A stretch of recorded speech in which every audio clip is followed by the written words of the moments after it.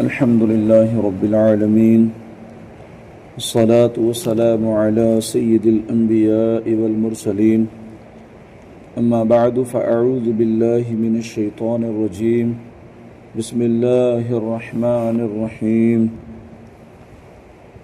والذين يؤمنون بالغيب ويقيمون الصلاة ومما رزقناهم ينفقون صدق اللہ العظیم۔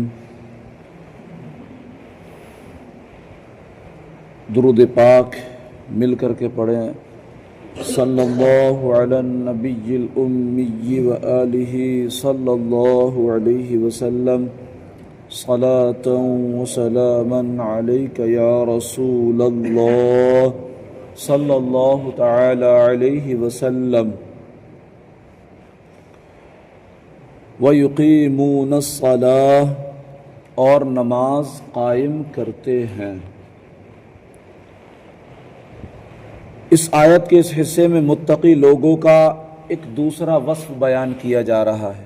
کل ہم نے اسی آیت کریمہ کا پہلا وصف یعنی بالغیب اور غیب پر چھپی ہوئی چیز پر، چھپی باتوں پر ایمان لانا، یہ ایک قرآن پاک کا وصف ہم نے کل سماعت کیا تھا، اور آج دوسرا وصف متقین کا یہ ہے کہ وہ نماز قائم کرتے ہیں۔ نماز قائم کرنے سے مراد یہ ہے کہ نماز کے ظاہری باطنی سارے حقوق ادا کیے جائیں، اور نماز کے ظاہری حقوق یہ ہے کہ ہمیشہ ٹھیک وقت پر پابندی کے ساتھ نماز پڑھی جائے، اور نماز کے فرائض، سنن، مستحبات، ان تمام چیزوں کا خیال رکھا جائے، اور تمام مفسدات یعنی جن چیزوں سے نماز فاسد ہو جاتی ہے، ٹوٹ جاتی ہے، اور مکروہات جن سے نماز میں کمی واقع ہو جاتی ہے یا شریعت کی نظر میں جو ہے جو چیزیں ناپسند ہیں، تو ان تمام چیزوں سے بچا جائے۔ جبکہ باطنی حقوق یہ ہیں کہ آدمی دل کو غیر اللہ کے خیال سے فارغ کر کے ظاہر و باطن کے ساتھ بارگاہ حق میں متوجہ ہو۔ جب نماز پڑھنے کھڑے ہو تو دنیا کا خیالات جہاں تک اپنے بس میں ہے اس سے اپنے ذہن کو بچائے، اپنے ذہن کو بچائے، نماز میں جی لگائے، نماز میں متوجہ ہو، اور بارگاہ الہی میں عرض و نیاز اور مناجات میں محو ہو جائے، یعنی گم ہو جائے، کھو جائے۔ قرآن مجید اور احادیث میں نماز کے حقوق کی ادائیگی کے ساتھ ساتھ نماز پڑھنے والوں کے فضائل بیان کیے گئے ہیں، اور نماز نہ پڑھنے والوں کی مذمتیں بھی بیان کی گئی ہیں کہ جو نماز نہیں پڑھتے۔ لہذا یہاں پر اللہ پاک ارشاد فرماتا ہے قد افلح المؤمنون الذین هم فی صلاتهم خاشعون، فرمایا بے شک وہ ایمان والے کامیاب ہو گئے، وہ ایمان والے کامیاب ہو گئے جو اپنی نماز میں خشوع اور خضوع کرنے والے ہیں، انکساری کے ساتھ، تواضع کے ساتھ، خشوع کے ساتھ، خضوع کے ساتھ نماز پڑھتے ہیں، اللہ کی عبادت کرتے ہیں، تسبیح و تحلیل کرتے ہیں، وہ کامیاب ہو گئے۔ اور ایک اسی صورت میں ایمان والوں کے مزید اوصاف بیان فرماتے ہوئے فرمایا والذین هم علی صلاتهم یحافظون، اور وہ جو اپنی نمازوں کی حفاظت کرتے ہیں۔ اور ان اوصاف کے حامل ایمان والوں کے بارے میں ارشاد فرمایا اولئک هم الوارثون الذین یرثون الفردوس هم فیہا خالدون، فرمایا یہی لوگ وارث ہیں، یہی لوگ وارث ہیں، یہ فردوس کی میراث پائیں گے، یعنی جنت کی میراث پائیں گے، وہ اس میں ہمیشہ رہیں گے، وہ اس میں ہمیشہ رہیں گے۔ اس سے مراد یہ ہے کہ جنت میں بڑھاپا نہیں آئے گا، جنت میں جنتی ہمیشہ جوان رہے گا، جنت میں کوئی بیماری نہیں لگے گی، وہاں ڈاکٹروں کی ضرورت نہیں پڑے گی. جنت میں ہمیشہ آدمی تندرست و توانا رہے گا. جنت میں کسی چیز کی کمی نہیں ہے. جنت میں کسی چیز کو پانے کے لیے محنت نہیں کرنی پڑے گی. دنیا میں اگر ہم کوئی چیز پانا چاہیں تو دن رات ایک کرنے پڑتے ہیں اور اس میں بھی کوئی خبر نہیں ہے نا.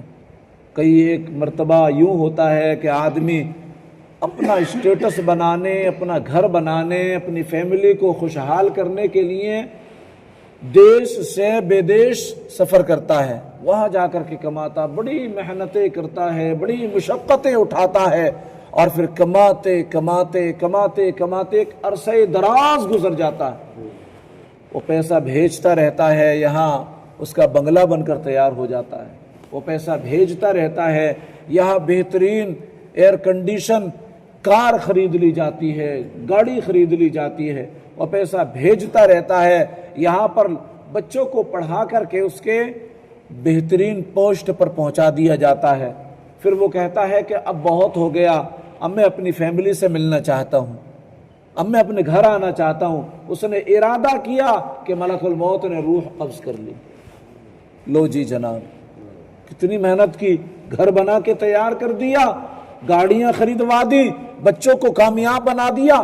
گھر آنا چاہتے تھے، گھر آنے کا ارادہ کیا تھا کہ اللہ پاک نے وہ مقدر میں لکھے ہی نہیں تھا کہ تم جس گھر کو تم نے محنت کر کر کے پیسہ بھیج کر بنوایا، عالیشان بنگلہ بن گیا، ایسی کوٹھی بن گئی، لوگ جب اس میں جائیں تعریف کرے، کیا بنگلہ بنایا، کیا گھر بنایا، کہ تم نے تو جنت کا نقشہ ہی بنا دیا. جی جناب، تم نے جنت دیکھی ہے؟ دیکھی تو نہیں ہے، لیکن تعریف تو بڑی سنی ہے، اس لیے مثال دے رہا ہوں، اس لیے مثال دے رہا ہوں. تو یہ سب کچھ کر دیا، لیکن جس نے اتنی محنت کر کے سب کچھ کیا، اس نے ہی نہیں دیکھا سب کچھ ہی. تو یوں بھی ہوتا ہے کہ آدمی دنیا میں اگر کوئی چیز پانا چاہے تو کوشش کرتے کرتے کرتے کرتے وہ تمام چیزیں مہیا گھر والوں کے لیے تو کر دیتا ہے، لیکن خود اس کو دیکھ نہیں پاتا، خود اس کو نہیں دیکھ پاتا.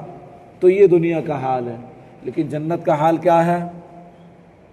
خوش ہو جاؤ مسلمانوں، جنت کا حال یہ ہے، اگر دنیا میں مومن مشقت اٹھا لے، پریشانی اٹھا لے، آزمائشوں پر اللہ کا شکر ادا کرے، صبر کرے، تو یہ تمام چیزیں جنت دلائیں گی. اور جنت وہ ہے جہاں مشقت نہیں کرنی پڑے گی. آدمی سوچے گا مجھے فلاں چیز کا گوشت مل جاتا، وہ حاضر ہو جائے گا. آدمی وہاں تصور کرے گا، وہ چیز حاضر ہو جائے گی. جنت وہ ہے. تو فرمایا کہ یہی لوگ وارث ہیں کس کے؟ فردوس کے، جنت کے، اور وہ اس کی میراث پائیں گے اور اس میں ہمیشہ رہیں گے. اور پھر جو ہے اس سے آگے نماز میں سستی کرنے والوں کے تعلق سے فرمایا گیا. جو نماز میں سستیاں کرتے ہیں، جو نماز تو پڑھتے ہیں لیکن بڑی سستی، کاہلی، اور جو ہے قدم ان کے جب مسجد کی طرف اٹھتے ہیں، اللہ کے ذکر کی طرف اٹھتے ہیں، تو بڑے بھاری ہو کر کے قدم اٹھتے ہیں. ان کے تعلق سے فرمایا گیا ان المنافقین یخادعون اللہ وهو خادعهم وَإِذَا قَامُوا إِلَى الصَّلَاةِ قَامُوا كُسَالَى يُرَاءُونَ النَّاسَ وَلَا يَذْكُرُونَ اللَّهَ إِلَّا قَلِيلًا. فرمایا بے شک منافق لوگ اپنے گمان میں اللہ کو فریب دینا چاہتے ہیں، اللہ کو فریب دینا چاہتے ہیں، اور وہی انہیں غافل کر کے مارے گا. یہ تو اپنے گمان میں یہ سوچ رہے ہیں کہ فریب دے رہے ہیں، لیکن اللہ انہیں غافل کر کے مارے گا. اور جب نماز کے لیے کھڑے ہوتے ہیں تو بڑے سست ہو کر، بڑے کاہل ہو کر، اور لوگوں کے سامنے ریاکاری کرتے ہوئے کھڑے ہوتے ہیں. یعنی ایسے نماز پڑھتے ہیں، ایسی نماز پڑھتے ہیں کہ لوگ جو ہے نا ان کی نماز کو دیکھ کر واہ واہ کیا نماز پڑھ رہے ہیں، کیا تقویٰ ہے، کیا پرہیزگاری ہے. تو جناب جب یہ اکیلے میں نماز پڑھتے ہیں تو ان کی نماز پڑھنے کا جی نہیں ہوتا. اور جب لوگوں میں نماز پڑھی تو ایسی دکھاوے کی نماز پڑھ ڈالی کہ لوگوں کی زبان سے بے ساختہ واہ واہ نکلنا شروع ہو گیا۔ تو یہ ریاکاری والا عمل جو ہے قیامت کے روز منہ پر مار دیا جائے گا۔ اور فرمایا فَخَلَفَ مِن بَعْدِهِمْ خَلْفٌ أَضَاعُوا الصَّلَاةَ وَاتَّبَعُوا الشَّهَوَاتِ فَسَوْفَ يَلْقَوْنَ غَيًّا إِلَّا مَن تَابَ وَآمَنَ وَعَمِلَ صَالِحًا فَأُولَئِكَ يَدْخُلُونَ الْجَنَّةَ وَلَا يُظْلَمُونَ شَيْئًا۔ اللہ فرماتا ہے تو ان کے بعد وہ نالائق لوگ ان کی جگہ آئے جنہوں نے نمازوں کو ضائع کیا، جنہوں نے نمازیں گنوائیں اور اپنی خواہشوں کے پیروی کی، تو ان قریب وہ جہنم کی خوفناک وادی غی سے جا ملیں گے۔ مگر جنہوں نے توبہ کی، ایمان لائے، نیک کام کیے، تو یہ لوگ جنت میں داخل ہوں گے اور ان پر کوئی زیادتی نہیں کی جائے گی، ان پر کوئی زیادتی نہیں کی جائے گی۔ حضرت سیدنا عثمان غنی رضی اللہ تعالیٰ عنہ فرماتے ہیں کہ سرکار عالی وقار صلی اللہ علیہ وسلم نے ارشاد فرمایا، جس نے میرے اس وضو کی طرح وضو کیا، پھر اس طرح 2 رکعت نماز پڑھی کہ ان میں خیالات نہ آنے دے، تو اس کے پچھلے تمام گناہ بخش دیے جائیں گے۔ اور حضرت عقبہ بن عامر رضی اللہ عنہ سے روایت ہے کہ امام الانبیاء محبوب کبریا صلی اللہ علیہ وسلم نے ارشاد فرمایا، جو بھی مسلمان اچھے طریقے سے وضو کرتا ہے، پھر کھڑے ہو کر اس طرح 2 رکعت نماز پڑھتا ہے کہ اپنے دل اور چہرے سے متوجہ ہو کر یہ 2 رکعتیں ادا کرتا ہے، تو اس کے لیے جنت واجب ہو جاتی ہے۔ اور حضرت عبداللہ بن عمر رضی اللہ عنہ سے روایت ہے کہ حضور پاک صلی اللہ علیہ وسلم نے ارشاد فرمایا، جس نے نماز پر مداومت کی تو قیامت کے دن وہ نماز اس کے لیے نور، برہان، نجات ہوگی، اور جس نے نماز کی محافظت نہ کی تو اس کے لیے نہ نور ہے، نہ برہان، نہ نجات، اور وہ قیامت کے دن قارون، فرعون، حامان اور ابی بن خلف کے ساتھ ہوگا۔ اللہ اکبر۔ اور مسلمانوں، ہمیں نماز میں سستی نہیں کرنا چاہیے، جی لگا کر کے نماز پڑھنا چاہیے۔ اللہ پاک ہم سب کو جی لگا کر کے نماز پڑھنے، اس کا ذکر کرنے کی توفیق عطا فرمائے۔ صلو علی الحبیب صلی اللہ علی محمد صلی اللہ علیہ وآلہ وسلم۔ الحمدللہ رب العالمین والصلاة والسلام علی سید الانبیاء والمرسلین۔